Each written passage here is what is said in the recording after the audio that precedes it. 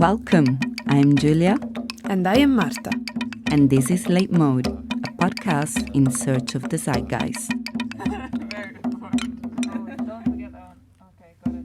Through a series of conversations, we explore the fragmented and hyper-connected modes of our current times. Welcome, Renata. Thank you. Thank you so much for coming on this podcast and having me in your home. I'm very happy to be here. And let me introduce you maybe to listeners who are tuning in today. Today I'm with Renata Mirón Granados, who is an alumna of the Artistic Research Masters at the Café in The Hague. And she is also part of Radio Eco Collective, works as a designer, and has a bunch of exciting projects going on, which I had the luck to hear about while getting to know Renata also through the Artistic Research Knitting Club, which we attended together, where she was a guest lecturer. And I was really curious about Renata's practice and what she's up to these days, so I thought I would take the opportunity to ask her in person. So, Renata, is there anything else you would like to say about yourself? No, I think you introduced me well. It was a good introduction. I'm glad to hear. I tried to do my homework. Great. But today we're going to be speaking about whatever we feel like, mostly. However, as you might know or may not, this podcast works by a series of sort of like chained themes. So the person who came before you, whose name was Marius, left a theme for us to kind of circle around. And I was so in love with it when I saw it, because the theme Marius gave us is balance. So this podcast is somehow going to be about balance, and also about, of course, your practice and what you're up to today and how you feel the zeitgeist might be perceived, defined, criticized in current experience. But I thought balance was particularly lovely because today we are recording and a new moon in Libra just hit. So Libra season is officially open, and it's all about balance, balancing your life. So I guess I would start with the first question about, is this something that has affinity to your practice or to your life, balance? Balance, definitely to my life, of course. But it's curious that I've been actually reading a lot about duality perceptions in Mesoamerica. And it has a lot to do with balance. And actually, I just finished this book 2 nights ago. And I think the concept of balance really struck me because in our Western mentality, we are raised to think that balance comes from sort of like an in-between space between contradictory concepts. You know, like between good and bad, there's the balance in between, you know? But I read this ethnographic book. It's called From the Tongue, I think. I have to check the title. But it's a fascinating book about the perception of balance and dualities and how that manifested in gender in Mesoamerica. So before the Spaniards arrived to America, how all this cosmology was perceived as a fluid space between two opposites, for example, sun and moon, or the good and the bad, the natural, artificial, but they didn't perceive it as a binary like we do. They perceived it as a kind of duality that is always kind of infecting each other. And the perception of balance was not so much of like a cure or like a good place to be, but rather maybe like an acceptance that these two opposites exist contradictory and at the same time in everyone and everything that exists in the universe. So is balance more as an inherent quality of things, like that there is just balance rather than, I feel like sometimes in westernized perceptions of the world, this myth of Sisyphus is ever present, that you need to achieve. Whatever it is that we're talking about, it's something that you cannot already have. that cannot already be there. You can't just observe it or cherish it or honor it. It's always a going towards. And balance is one of the things that we strive for the most, like achieving balance. Yeah. Whereas it sounds more like... inherent, definitely. You're talking about an inherent balance. Exactly. Just kind of like, maybe, wow, that's an interesting thought for me right now, to think that maybe balance is really about noticing the balance within. Which is kind of a bit like the cheesiest self-help books, no? Like self-love is really about noticing the love within and this kind of stuff. But. Yeah, no, but it's really true. In these cosmologies, they consider that this balance of dualities was kind of perceiving oneself as part of this system, this universe that was not separate from you. So the skin was not a barrier or a membrane that divided your body from the others or other species, but it was just rather like another manifestation of the universe. And there's duality in the skin, there's duality within you, and there's duality in others, in every plant, every animal. So I think they really perceived themselves as nature, and everything they did was nature. And I think that's something that really strikes me from when we talk about technology or artificial intelligence, that we divide nature against technology or nature against artificial. But I can't help but thinking that actually that is also part of nature, because we made it, and it only reflects the values of what is natural to us, of what exists. So it has to be also natural, you know? Yeah, totally. I completely understand. I was actually reading a paper recently for one of my courses about scientific objectivity, looked from a history of science perspectives. In this article by Dalston, and I cannot remember the name of the other author, sadly, that was looking at atlases as case studies.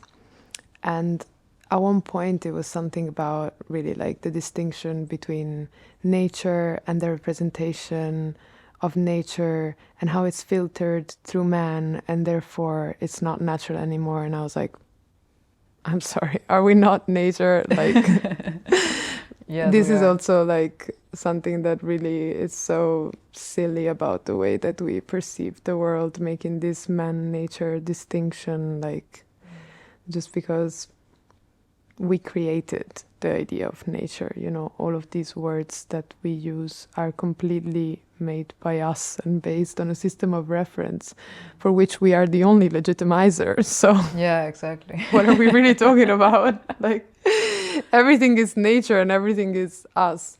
But there's also this something interesting that I read about Mesoamerican conceptions of cosmology was this idea that everybody's human. Cioè, human doesn't mean Homo sapiens. It means this specific place of consciousness where you think that everything revolves around you. And how Mesoamerican civilizations always thought that everybody is human. Like a fly is human, a cat is human, because in a cat's world, everything is cat life, you know, like, and it made just like so much sense to me. It felt so different from anything I had been taught, this way of understanding the humanity and what being human means. Yeah, that's because we're so homocentric, you know, like we think that we are superior in a way. But there's also this story in this book that I really loved of a woman somewhere in the south of Mexico that she was working for the author of the book, whose name is Silvia Marcos, and she was sweeping the house, and Silvia Marcos told her like, hey, please remove the dirt from the house, it's gross, it's disgusting. And the woman replied to her like, no, madam, the earth is not disgusting, the earth is amazing, the earth is where we come from. It's not disgusting. I just have to sweep it so that there's more way for us to pass and it doesn't distract us, but it's not disgusting. And that really tells you so much of their perception of themselves or their position in the universe, you know, that we are not different than Earth. We're just another byproduct of it, kind of. Yeah, actually, I talked a lot about this because of this edition of Simulacrum that I curated, which was called Dirt. And it was all about earth, dirt, different kinds of dirt. And even when we think of like actual dirt, this was something another artist that I spoke of, Sema Bekirovic, mentioned. She was like, when you sweep your house and you look in what's there, in the palette or however you call that object that collects it, it's like cat hairs, your hairs, dust. And like, what is this dust? It's like literally you. Yeah. Like it's literally scales of your skin that have accumulated. Like you are that dirt. And, you know, as long as you will try to like make your life free of it and make your life free of you, continue to create spaces that have no space for you, then you will never be in balance, you know, because you're not looking at what's there and accepting it for what it is.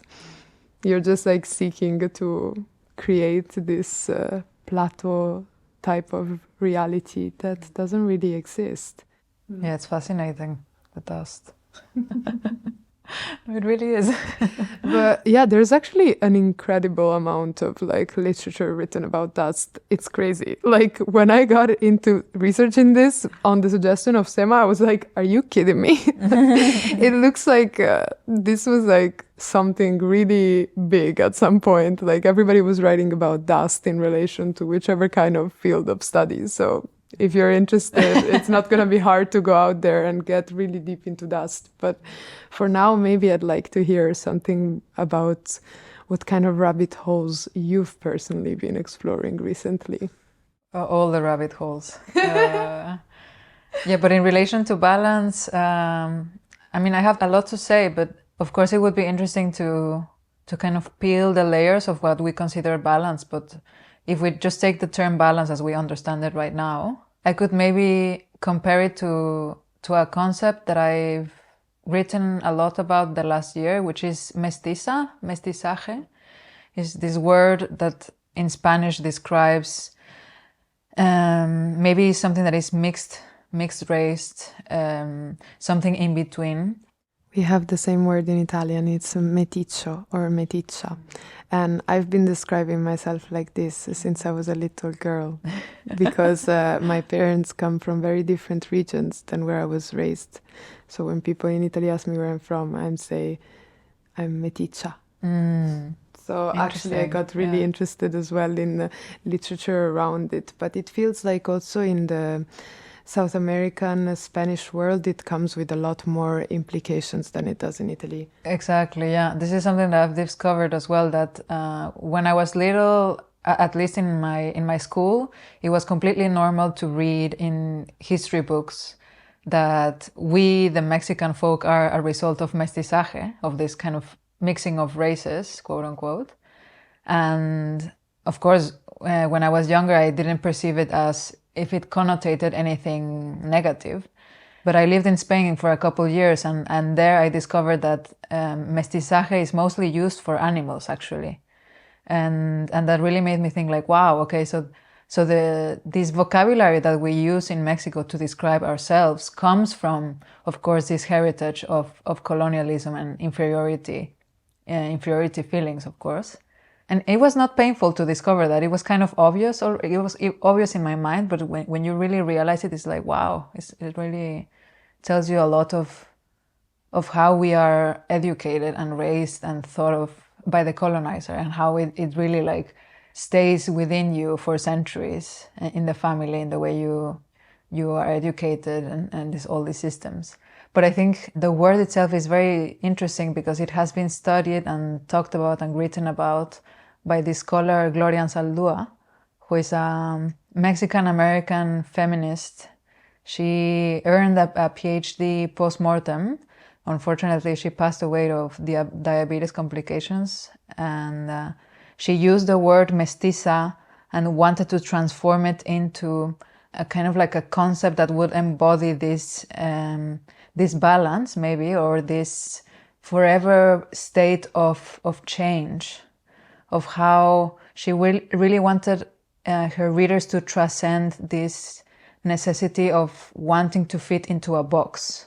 You know, you're either Mexican or American, you're either white or brown, but she really wanted to use mestizaje as this, we are all result of so many mixtures and so many different storylines, and we come from everywhere and nowhere at the same time, and Mestiza is this embodiment of we are neither this nor that, we're everything and nothing, you know, and I thought it was so beautiful and so well put, and a very poetic significance of balance, probably. Yeah, and it sounds really amazing.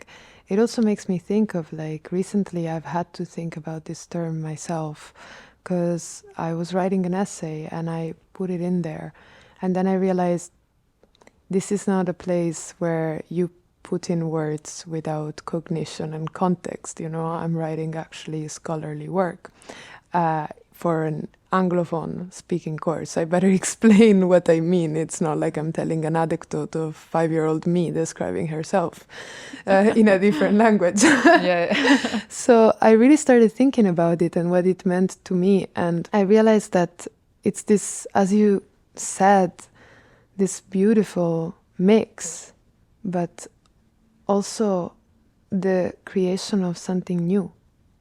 I feel like it's, for me, very important and inherent to this word.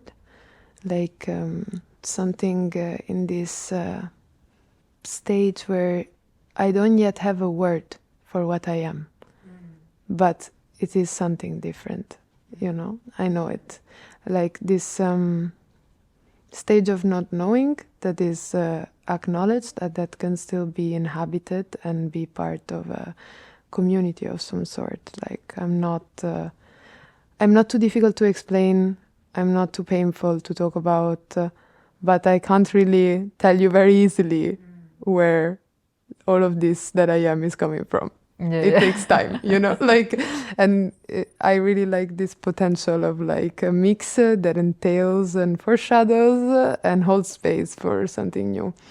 I think that is a very important position to inhabit in the world, because you know what's come before you, but there is no blueprint for the future, really. Like everything, all the heritage that comes out is a new thing, you know. It doesn't have to go through the canon as maybe some ideas of a specific national identity would do.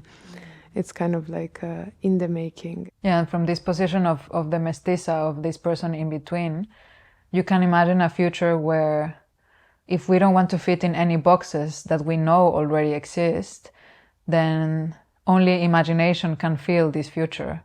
And that's where the possibilities really emerge, you know, and this, what do we want to do with this reality that is neither this nor that? That's very interesting. Precisely what I was hinting at, but much better put.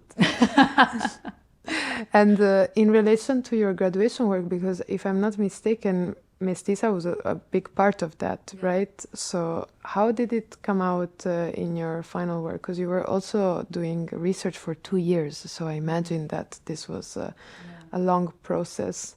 Yeah, my graduation work was called Mestiza, actually, and it was an installation with video, sound, light, and I built a whole atmosphere around it. It was a room that you had to enter. It was completely dark. And the story I wanted to tell with that work was that of the artist who considers herself as a mestiza, who is an artista, an artist who is in between the canonical art, who wants to make stuff, but is convinced that that is not the thing that she should do, but rather be the exact opposite, be a person who listens and who facilitates for something to happen. And I also use this analogy of the bridge, of how the artist is a bridge, and she's bringing something from one end to the other, and without seeking for any compensation or anything, but only that people that transit this bridge see themselves capable of creating as well with her. And or at least that's the idea of the installation. I wanted the public to enter the space and make them feel like they were entering a space where hierarchies didn't exist, where paradigms were just useless, and kind of inviting them to cross this bridge into something new, something to imagine, and give them only hints of things that existed in this world, because of course we cannot make art that doesn't come from this world. Like everything that we make has to come from the material and the ideas that we have in this universe, but hinting towards something that has more possibility than the real world, quote unquote, tells us to imagine, which is just like ecological disaster, political unrest, etc. But what if we imagine different with this analogy of, okay, we can make the world, actually, we can create it together. And we have to get rid of these boxes and these hierarchies, and just like, how can we create together something that actually makes sense for us right now? So yeah, that was the idea of the work. But beyond this concept of mestizaje, as you know, I've already done a lot of work with textile crafts, and following this analogy of the bridge, of how when you're crafting together, when you're stitching or when you're knitting, something else than the piece is happening. And that's the table, that people sitting down and being together and trying to, they're communicating sometimes with silence more than with words. And there's something that is being fostered in these spaces. And it doesn't only happen with textile crafts, of course, it happens with many other collective forms of making. But I spent most of my 2 years of the master observing how the possibility of this space really gave, or at least it gave me a method to understand artistic research differently, other than, you know, the lone artist who is sculpting and fabricating things in the studio and just being, you know, like a rock star on herself. It's just, it's really like art is a collective work. And as we mentioned before, that we are part of nature, art is also part of nature, and you have to work with others and other species, and you have to learn from people who came before you in order to understand why you're making what you're making. Yeah, I totally agree. This is something that I owe very much to my artistic research master at the UVA group, my classmates, because I've been interested in collaborative practice for a very long time. I've been almost always collaborating. I don't think there is one thing I did in my published academic life or exhibition making that wasn't collaborative work. And it's because I really owe it to other people, you know, without them not having an artistic background, not having gone to art school, I never would have thought of these things that I was doing as a possible academic publication or as a possible exhibition or as a possible piece. So you really, especially when you're an outsider, but I think we're all outsiders always, you really are beholden to other people to kind of create this idea around you, like that what you're doing is valuable, or what you're doing is art, or what you're doing, you know, is collective. Because otherwise you're just like working in a room all together. But if you're not sharing this imaginal idea of collectivity, it's still individual work in a strange way. And like we both have met, and thanks to Lisa, in a way, Lisa Prince and the Artistic Research Knitting Club. And something that fascinates me about her research is studying how sound broke collective feeling within weaving textile work factories. Because the women, mostly women that used to work in textile manufacturing before mechanization, would sing together or they would chat while working. But the introduction of heavy machinery made the noise so loud they could not do that anymore. So even though they were working together, all in one space, the work became individualized. So it's really like something that, of course, as somebody who makes podcasts and you with the Radio Eco Collective, there is this something about sharing breath, space, air, orality that really makes you see this like unseen world that is between you and people, where things move and are passed on to each other, even in silence, sort of like by osmosis, like just by being in the same room, you kind of get something from other people. And this thing of the bridge that you've been working with, it's so fascinating to me. Also in relation to balance, as we have discussed it, this idea that you, as a artista, you know, it's a bit, makes me think a lot, although this is a very westernized imaginary, but of course, you know, I was raised in Italy, so they kind of like inculcated Dante into me. In Dante's Divina Commedia and in many other imaginations of Greek mythology, there is this figure of Caronte who has a boat that brings to the land of the non-living, and you give him a drachma. And Dante also makes this journey with Caronte across this river. There is no bridge in this case. You know, nobody has built a bridge. It is a one dude who gets money to take you across the bridge. And he's the only one who knows how to get across this water. So I was thinking about this and thinking like, this idea of the Artista Mestiza, who instead either has built a bridge or has an idea on how to build a bridge, wants to build this bridge together, and to share with people knowledge about how to make this journey on their own for free is exactly the kind of reimagination that we need. This is what balance is about also, no? It's not about like being on one or either side of the river, but it is really about knowing how to navigate back and forth, the freedom of movement between polarities, rather than this perfect state of stillness between them. Because nothing is eternal, not even bridges, you know, they will always succumb. And it's something that I feel like it's been, in a way, a dream of many different female or feminized subjectivities since centuries, because I remember coming across very randomly this amazingly beautiful book called As I Crossed the Bridge of Dreams, which I think was written in the 12th century in Japan by a woman who was part of this very small caste of educated, literate women in 12th century Japan. And she left behind a set of memoirs.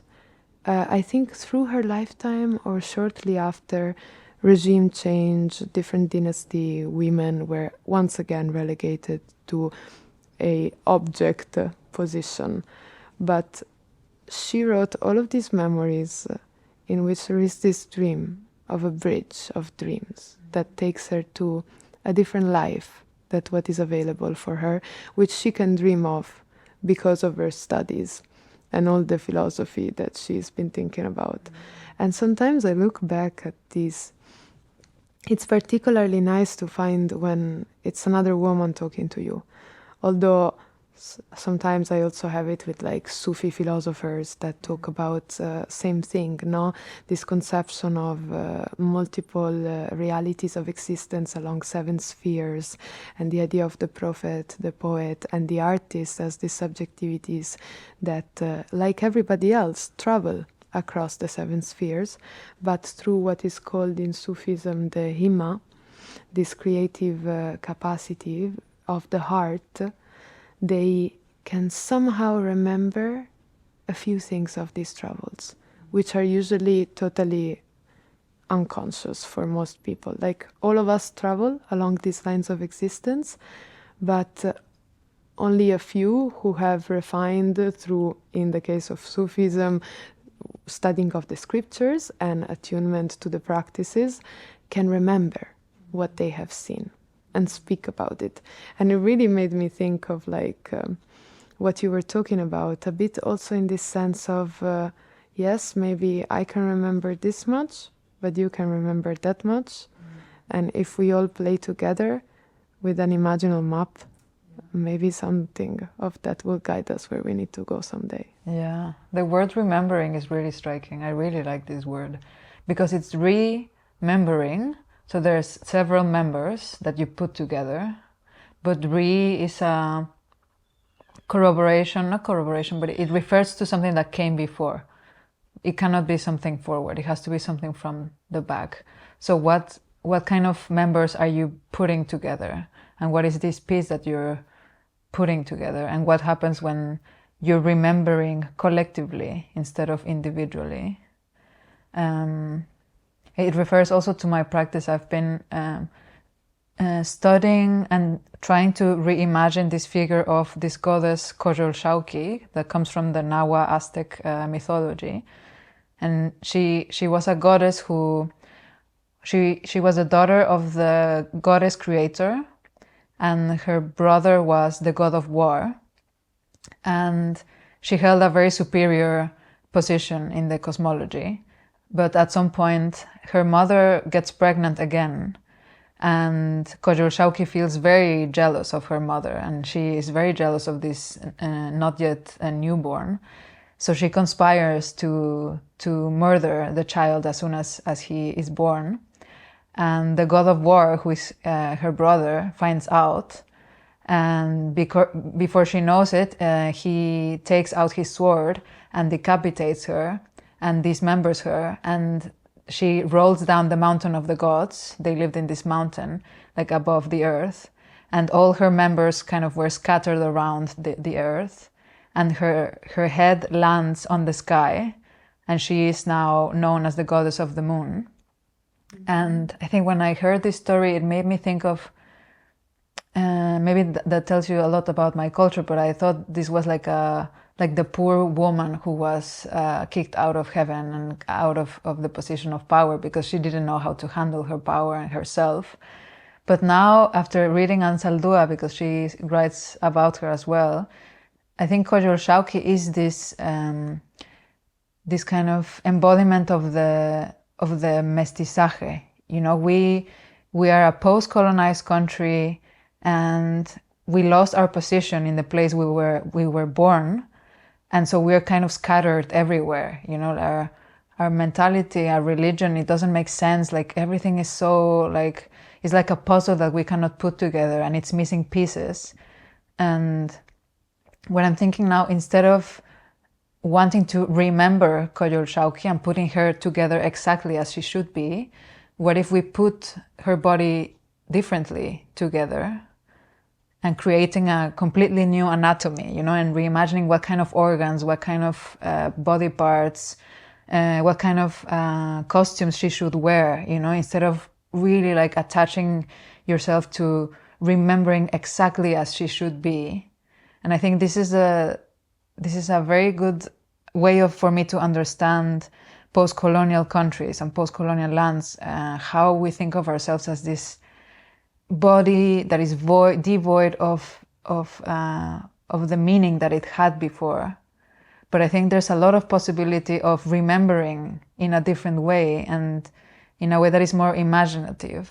Yeah, if I may jump in on that, because I was really struck by your observation, because a word that has had a huge impact on my practice this year is record, because of its etymology. So I see you're a fellow lover of etymologies, because the etymology, so in Italian, remembering is ricordare, Yeah. recordari. Yeah, from like Latin. in Spanish, recordar, yeah. And recordare in Latin means so repetition of action, cor, heart, dari, commit, give. So it's to give again to the heart, to commit again to the heart. That is what the record, the remembrance, does.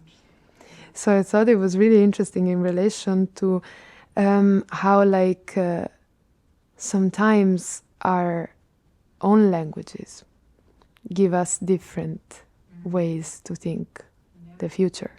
It is impossible to think about a free reassembling within English as imperial language, but suddenly from a still imperial Latin, but more like a different kind of etymology, not Anglo-Saxon, you can see like how the remembrance is really not a remembrance, it's not a putting back together, but just keeping close to the heart, which is a lot less normative and prescriptive, in the sense that it doesn't really give you a blueprint of how you should assemble or anything like that. It just says as long as it keeps it close to your heart, you know. And I think this is the beauty of what you were also talking about. This, I feel like often fear of failure or inferiority complex stops us from undertaking actions that have a clear list of things, of way of being done, this tradition, etiquette, it must be done this way. Oh, but I don't have the money. Oh, but I don't have the time. Oh, but I don't know if I have the skills. I'll just give up. And sometimes that's kind of a prescription, a bit of a curse, you know, like if you want to save the princess, you must go through the garden of roses, pick the rose, bring the rose here, do. It's like, we don't ever get to know in this kind of European-based fable whether the princess could be saved otherwise. You know, there's always this random white dude who does the thing exactly how this is supposed to be done and gets the job done. You never really get the space to imagine whether you could achieve the same result just doing it differently. It's not close to the heart. No, it's not close to the heart at all. It's close to the book. Literally by the book.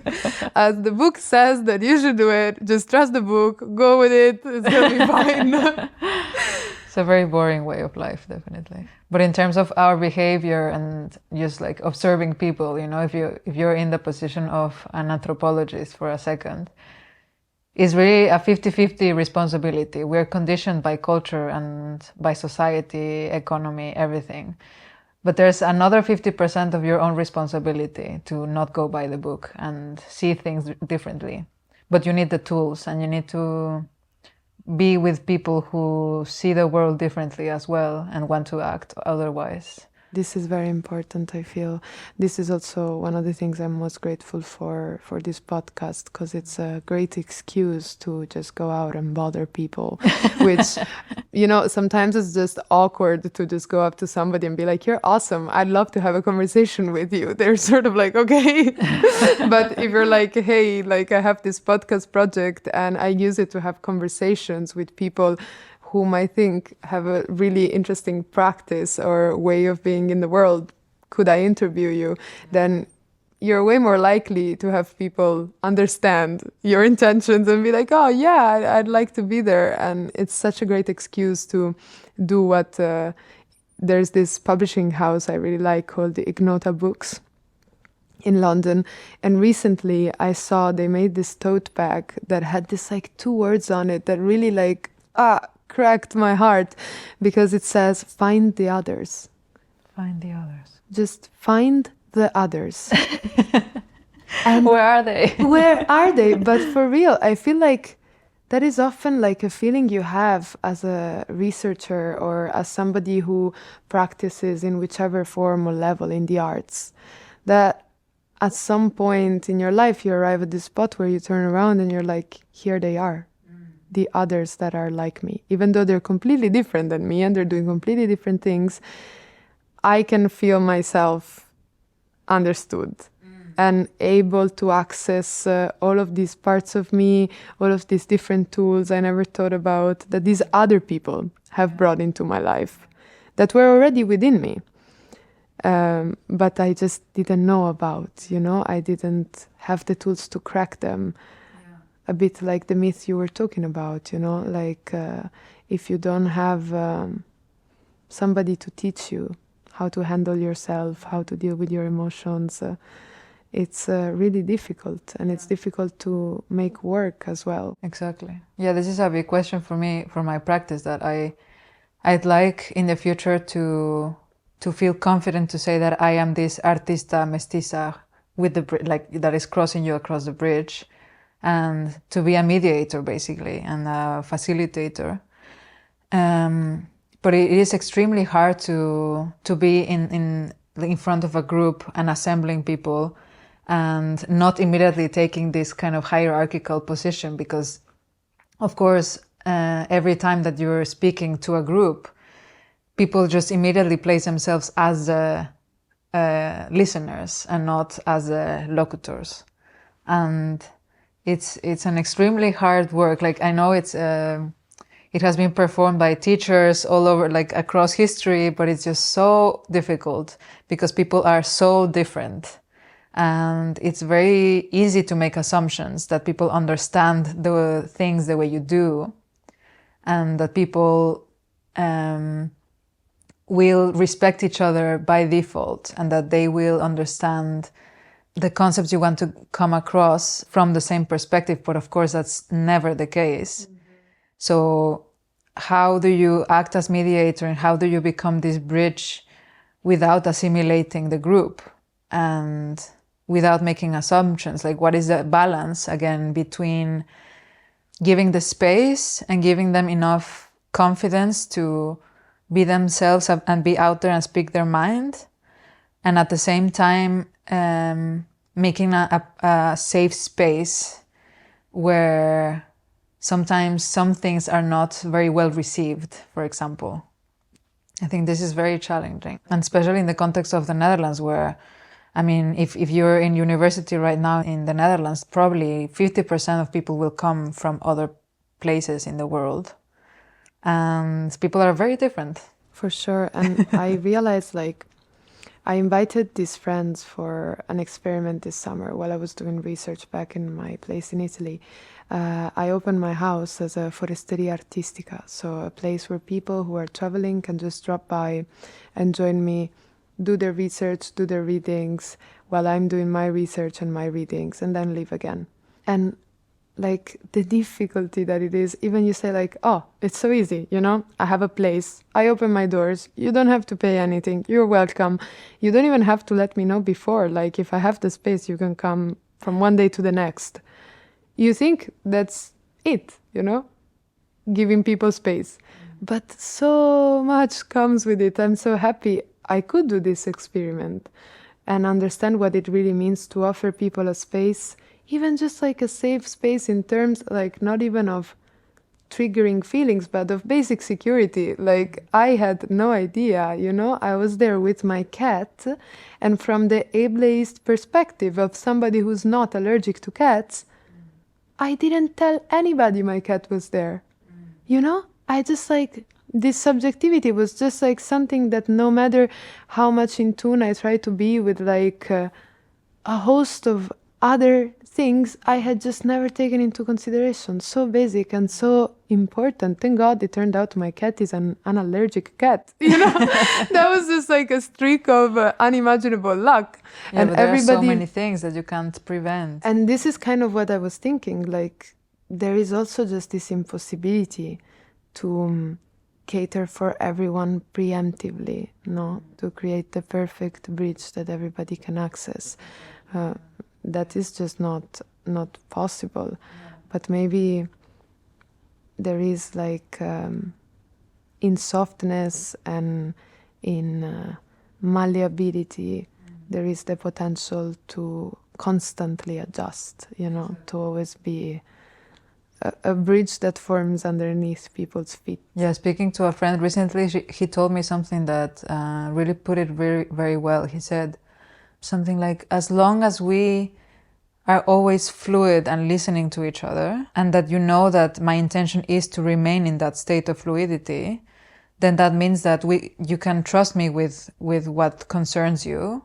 And if something is not okay for you, I will always be open to change, so that you feel less insipid in a place, or less of a burden, or whatever it is that is bothering you. I think as long as we all remain in that state, it has to work. But of course there is risk. There is always risk that people won't feel comfortable, they'll be offended, they won't be understood. But I think it is my work as an artist, as a mediator, to always remain in this state of listening and really being open to, to just be there for people. And there's never this neutral position, but at least there's a balance of back and forth, Yes, I love also how to describe a position that is uncomfortable, you use the word insipid. Because there is nothing worse in Italian culture than insipid. Like horrible. If it's insipid, it's worse than offensive, it's worse than uncomfortable, it's worse than in pain. But yeah, I completely agree. And I think what's very interesting to me as well is I do a lot of things that nobody pays me for, that have to do with other people.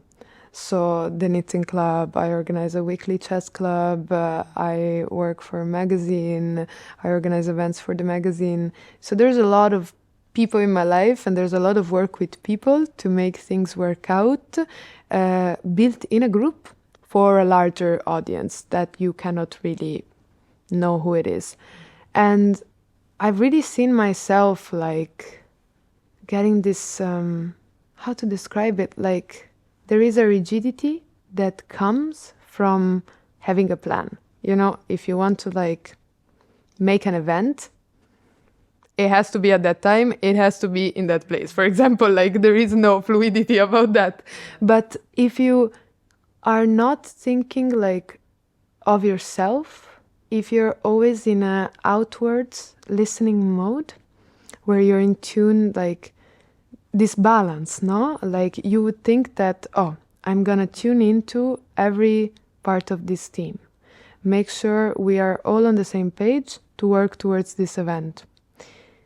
This prescription in itself can become a rigidity that is totally useless, because you think you are in tune to what others feel. But in truth, you're just projecting a bunch of like random signals you can decode, and the rest is fully you imagining how other people are feeling and trying to micromanage their part in the project. Whereas really what is helpful is for you to be in tune with you, to be honest with yourself about how you feel, to listen to yourself and be like, I am so done with this thing right now.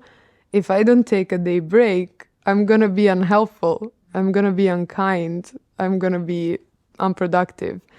And then you can ask people for help and things flow in a different way than you would have expected, but they still work out. And I feel like in work with other people as well, like you can never cater to them fully because they need to be able to do that themselves. And collective work and group work is one of the things that really is more confronting, because it shows you precisely that, the expectations you have of others, because they are the same you have of yourself, how those are impossible to be met because you cannot meet them yourself. And I think like when you're a mediator or a facilitator and you show up with a certain kindness towards you, you're already like giving so many tools to those around you, because if they haven't experienced that, if they are not able to do that for themselves, the fact that you're being first kind to you and then also trying to be kind to them can also be a great facilitating motion, sort of like, oh, wow, okay, we are not like stressing ourselves out. Okay, I guess we're not stressing ourselves out. Yeah. This kind of like mirroring technique. Whereas, sometimes if you're only like outwards focused, then you kind of forget yourself. You build this strange resentment, and then you're not really helping. Yeah, the practice of mediating is really like the body. Like there is such thing as training too much. If you prepare way too much and you are working too much, you're definitely going to feel the consequences because your body will tell you. And rest and patience and a bit of sleep is also part of the practice, like if you, as you said, you want to be in tune with everyone, but that is just utterly impossible. You have to be able to step back, take a breath and just be able to recognize your limits. And as long as you recognize your own limits, then you will also reflect this this empathy to others. You will know that others have other things to do and they have other things in their mind, and therefore your expectations will be more in line with what is actually realistic, right? I really love this mention of patience because it's been on my mind so much this past month. Like, this month has been freaking intense. Like, oh my God. Like, I've like dropped things, broke my phone, you know, just like a series of like boom, boom, boom, boom, boom. And I've never been a patient person, which textile work is definitely helping me with. Like, we met knitting and like knitting, crochet, all of this really helps me with like the patience.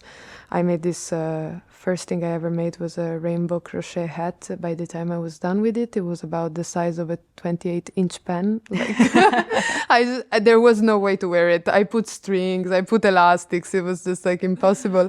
And this summer I've had to like undo the whole thing and start doing it again. And it's such a good exercise in patience and in sort of like, you know, it feels like there's this 1, 2, 3 versions of yourself that are there present in that moment, and they're all sort of like patting each other on the back, being like, it's fine. You know, like it's okay. Like, yeah. We can do this. Just, you know, start now rather than later. Exactly. Yeah, making these knitting patterns always teaches you so much of all these objects that are around us and where they come from and everything that needs to happen before this fiber ends up in your hands. It's really overwhelming when you think about it. It's just not a knitted hat, you know. It's really so many layers of history, of industry, of knowledge, of how to dye, how to take care of sheep, how to treat the yarn. It's just like so much. And making an object, it takes 1 month and then it doesn't fit you and you're like, fuck, this also is going to take a lot of time to understand how to make something with your hands that is going to feel the use that you intended for it, you know?